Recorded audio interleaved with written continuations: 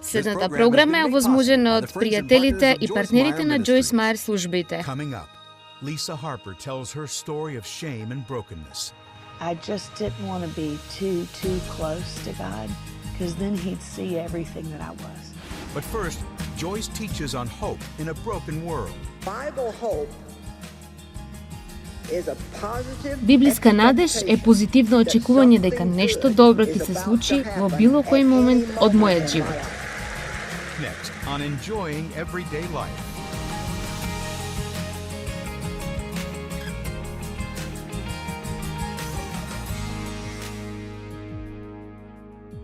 I call this Јас if го it's нарекувам broken, ова, God can fix it. ако е скршено, Бог може да го поправи. I started Еден one ден day just започнав running да барам references on the податоци word за restoration. зборот обнова. And, you know, to Да обновиш restore нешто something значи да means го to направиш make it new повторно again, ново, or even to make it better или дури да than го new направиш again. подобро отколку ново повторно. I kinda И ми like се that допаѓа. idea Ми се because, допаѓа таа идеја you know, затоа when you што, buy something знаете, brand new, кога ќе купите it's like нешто сосема ново, there's тоа е just like како there's no нема никакви scratches, гребаници, no воопшто ништо. nothing. I mean, it just- Мислам, тоа е, think you just ти само wanna сакаш sit да there and седиш look и at да it. го наблюдуваш. But when you have a piece of furniture, Но кога имаш мебел кој е стар можеби 20 на години it's и still поправен, just gorgeous, се уште е убав. but it might have a little nick here, Но or a можеби little има по некоја гребаница некаде chip или out нешто друго. somewhere else. But to be honest, if Но we look искрено, at- ако го надблюдуваме those pieces of таквиот furniture мебел, like our како и lives, нашите животи, I think those јас мислам little дека токму nicks тие and chips are гребаници what give и us недостатоци се оние кои ни го изградиле карактерот. you know, if it's a piece of furniture, Ако it тоа е actually мебел, makes it тие a го little прават more поинтересен. interesting. Kind of wonder what all Некако that се прашуваш went through in its што се life поминал to во животот get за да to that изгледа така. position. I think that Мислам we дека ние learn учиме from од every секоја one of една our од нашите mistakes. грешки. Every single Секоја mistake грешка that we која make, правиме, ние we учиме learn од from неа. it.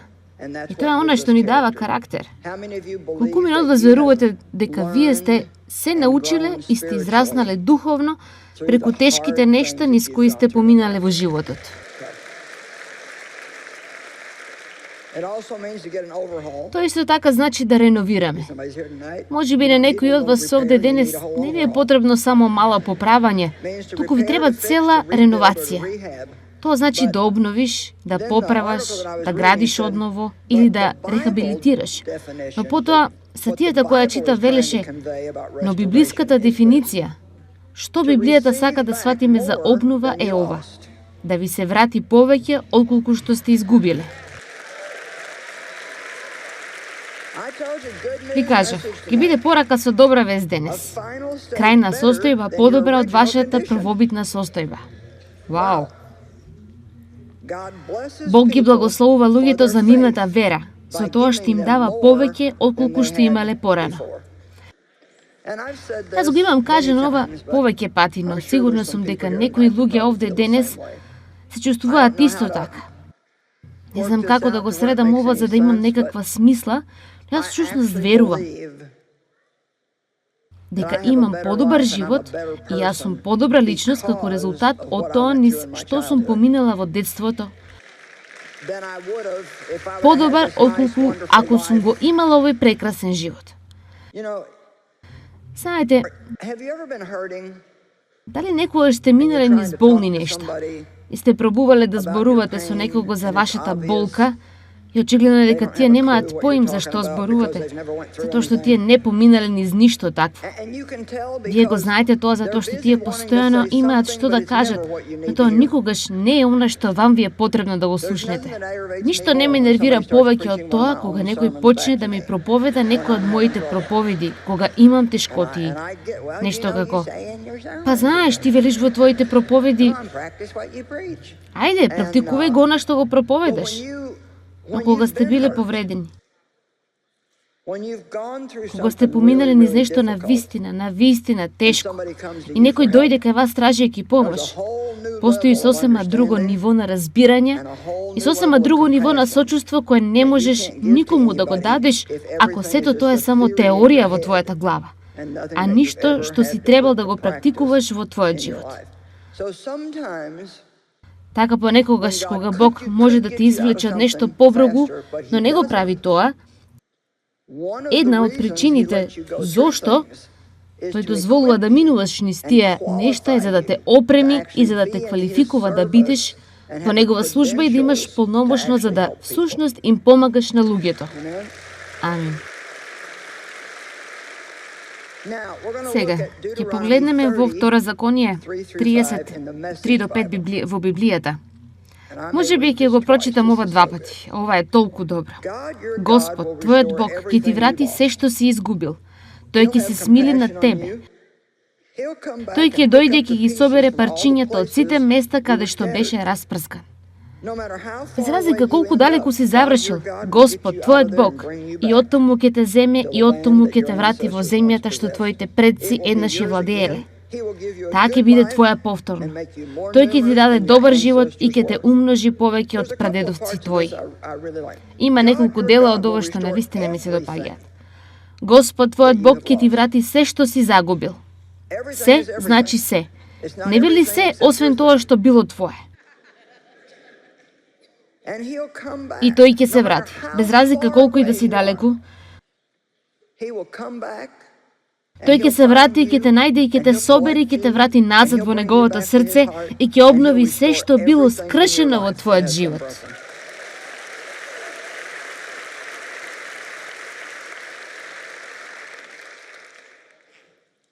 Библијата вели дека Бог ни дава убавина за пепел, дека тој ги лечи сите со скршени срца. Може би има некој овде денес на кого му е потреба обнова од скршено срце. Некој те повредил, те ранил, раскината врска. Некој ти направил нешто што ти никогаш не би поверувал дека таа личност би го сторила тоа. И токму сега, се чувствуваш дека никогаш нема да можеш никому да веруваш повторно. Дозволете да ви кажам нешто. Немојте никогаш да дозволите она што еден, двајца, тројца, четворица или 5 лоши луѓе ќе ви го сторат, да ве доведе до момент во кој ти немаш доверба во никој друг.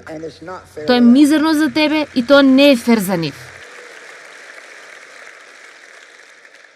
Исаија 61:7.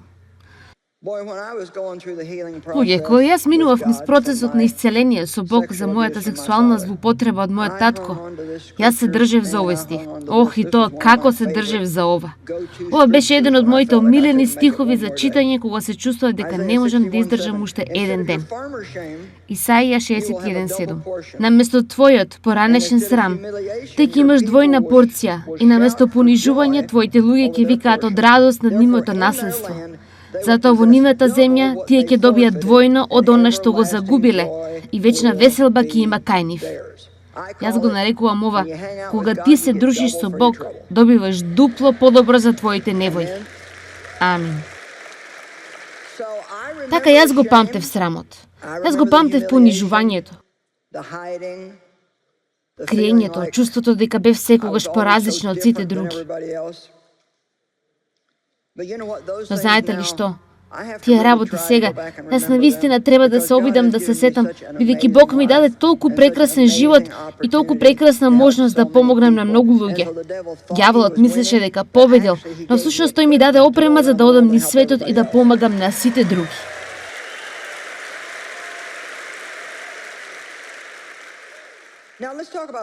Ајде да позборуваме малку за надеж. Надежта е добар мотиватор. Таа е прекрасна, ако се разбудиш безнадежен, не сакаш ништо да правиш. Но ако имаш барем само неколку капки надеж, тоа ќе ти помогне да правиш еден чекор по друг. Едноставно ќе ти помогне да продолжиш. И ѓаволот не сака ние да имаме надеж. Тој сака ние да бидеме безнадежни. Едно од нештата за кои тој сака да размислуваш е дека ти си направил грешки кои никогаш нема да бидат поправени. Си расторил врски кои никогаш нема да се средат. Си направил нешта кои никогаш нема да ти бидат опростени. Си бил болен предолго, за да некогаш добиеш исцеление. Си имал проблеми со пари предолго време, па си се откажал и си рекол, па најверојатно секогаш ќе имам проблеми со пари. Но вечерва, Бог сака да пробуди надеж во твоето срце повторно и надежта не е само, па јас се надевам. Тоа не е надеж. Библиска надеж е позитивно очекување дека нешто добро ќе се случи во секој момент од мојот живот.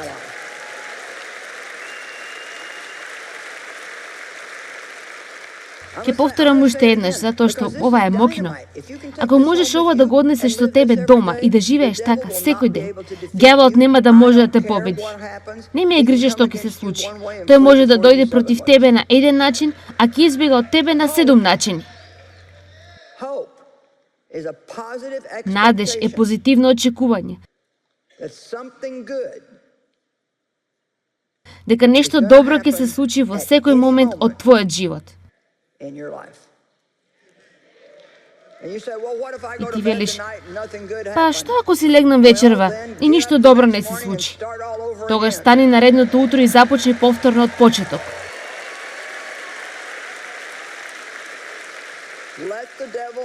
Кажете му на ѓаволот дека нема да молкнете додека тој не си замине.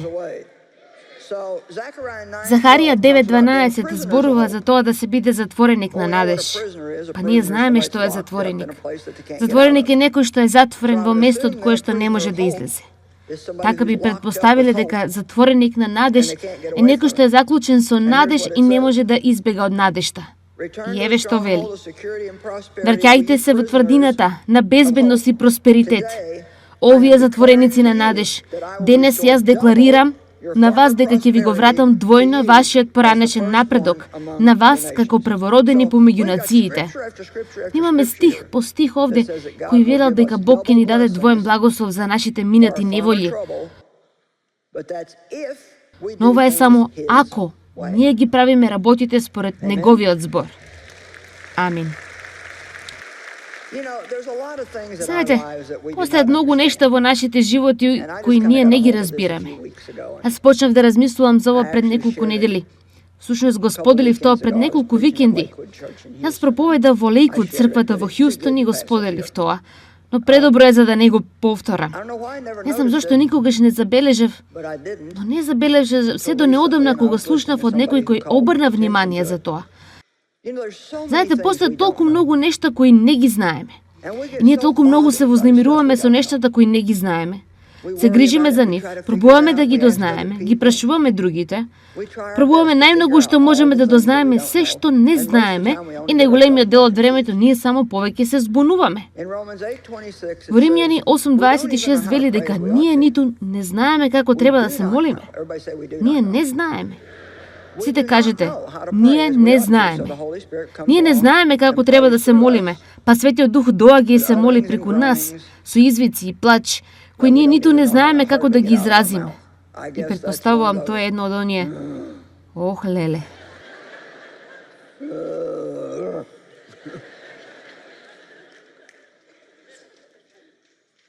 Но веднаш наредниот стих вели, но ние знаеме. Погледнете, стих 26. Ние не знаеме.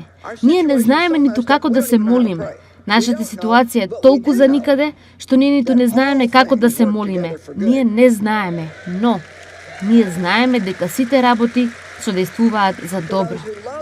За оние кои го љубат Бог и се повикани според неговата цел. Па еве го моето прашање за себе и за вас.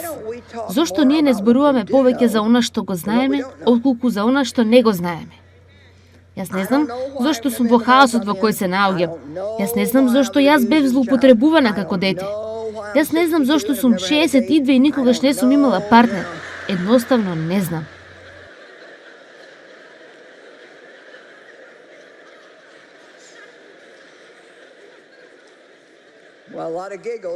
Многу смеење.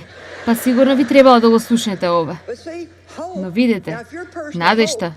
Сега, ако вие сте личност на надеж, ако сте 62 години и никогаш не сте излегли на рандеву, може би ќе запознаете некого во оваа зграда вечерва. Затоа што може би има некој 63 годишен господин овде. Како и да е, подобро да се вратам на темата. Ние знаеме дека Бог нас не љуби. Ние знаеме дека ќе одиме на небото и ќе живееме за вечност. Ние знаеме дека нема да одиме во пеколот. Амин. We know Ние знаеме дека Исус ќе се врати назад скоро, soon и and то многу very скоро. soon. And we know that all И ние things знаеме work out дека се together for good. соодействува за добро. Ние не We don't знаеме, know, но ние but we do знаеме. know. So why not focus Затоа, more? зашто да не се фокусирате повеќе на тоа, како например оваа година да се фокусирате повеќе на она што го знаете, отколку на она што не го знаете. И јас мислам дека ќе имате многу подобра година. И така Бог ја обновува нашата надеж. Тој секогаш е спремен да ни даде повторна надеж. Еден од моите омилени стихови е Римјани 15:13. Нека Бог на надежта ве исполни со сета радост и мир во верата, преку искуството на вашата вера. Та преку силата на Светиот Дух, вие да изобилувате во надеж и да се преполните со доверба во неговите ветувања. Тој е Бог на надеж. И никој не може да ти ја одземе надежта ако ти не ја предадеш. Истина ми се допаѓа наредниот стих. Некои од вас ќе го ценат повеќе од другите, но вие ќе знаете кои сте во моментот кога ќе почнам да зборувам. Бог ветува дека ќе ни обнови нашата младост.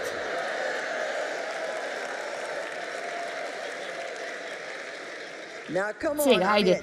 Мислам, барем, ако сте околу 50 на години или постари, ви се допаѓа ова.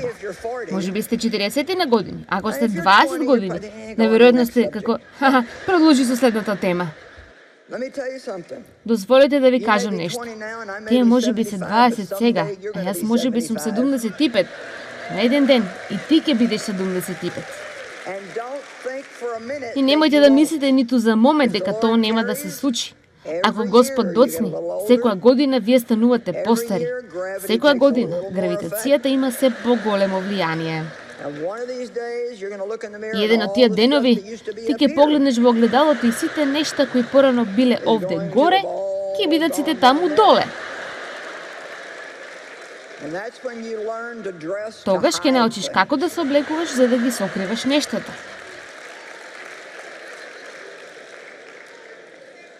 Псалм 103, 2-6. Благословувај го, предадено слави го Господа, душа моја, и не заборавај ги сите негови добрини, оној кој ги простува твоите гревови и ги исцелува сите твои болести.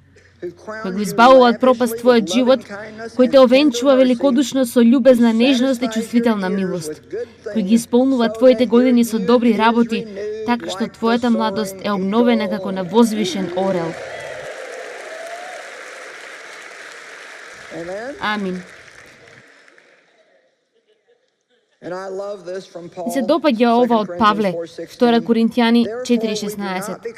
Затоа ние не стануваме обезхрабрени, не паѓаме со духот, не сме разочарани или уплашени. Но ако нашиот надворешен човек, прогресивниот тлее, сепак внатрешниот прогресивно се обновува од ден на ден. Што всушност ми кажува ова? Тоа ми кажува дека старост е однесување повеќе отколку број на години. Па дозволите да ви дадам неколку сугестии. Предпоставувам ќе ми зборувам прво на дамите. Немој да достигнете одредена возраст и потоа да одлучите дека треба да се облекувате старински.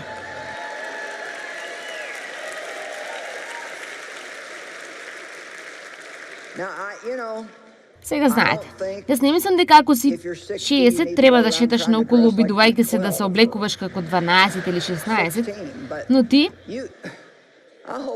се надам дека нема да се ставам во неволја со ова. Но вие можете да отидете во продавницата. Мојот син ми го направи ова еден ден. Тој ме однесе на шопинг и ми рече: "Добро, сакам да го погледнеш ова, мамо." Тој рече: "Можеш да разгледаш во сите овие области. Можеш да бираш од сите." Но тој рече: "Сега сакам да забележиш што почнува да се случува овде." И можете да видите. Се станува се покомотно, станува малку повеќе, не знам, едноставно изгледа постарински. Тој рече: "Мамо, не смееш никогаш да разгледуваш во тој дел од продавницата. Можеш да купуваш само од овде." Гледате, тие сите мислат дека толку многу се обидуваат да се окријат колку сум стара, но јас секако им кажувам на сите. Немојте да зборувате старински. Јас сум толку стара. Се распаѓа, се ме боли, не можем повеќе да го правам тоа, престара сум. Задржите смисла за авантура. Колку постар стануваш, толку порешителен треба да бидеш за да пробаш нови нешта од време на време. Ајде, само излезете од обичаите и направете нешто ново. Дури ако возите до работа по различен пат. Барем тоа ќе биде нешто ново, сваќате? Ако носите црни чорапи секој ден од својот живот, па пробајте некои кафеави, направете нешто. Направете нешто што ве плаши. Колкумен од вас знаете дека староста е начин на размислување? Едноставно задржите млад ум, млада душа. И сушност, вашето тело ќе функционира подобро ако го сторите тоа. Колку посторо размислувате, толку посторо ќе изгледате. И колку повеќе ќе зборувате за тоа, толку повеќе другите ќе се согласуваат со вас. Бог ја обновува нашата младост. Ми се допаѓа тоа, навистина ми се допаѓа.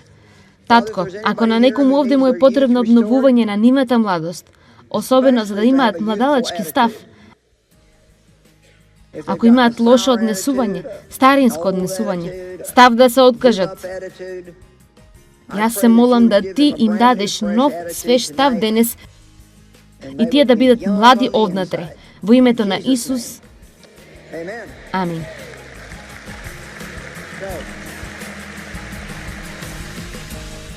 Твојата болка не е преголема за Бог. Тој сака да го обнови твојот живот.